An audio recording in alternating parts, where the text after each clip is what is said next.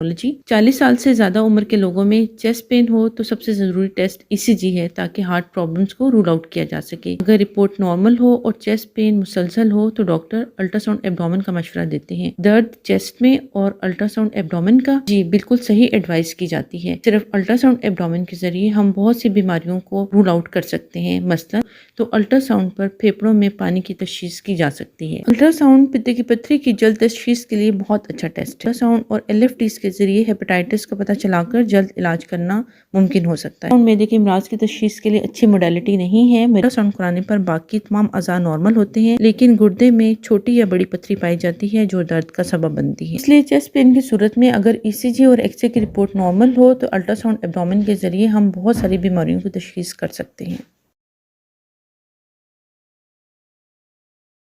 جی 40 سال سے زیادہ عمر کے لوگوں میں چیسٹ پین ہو تو سب سے ضروری ٹیسٹ ECG ہے۔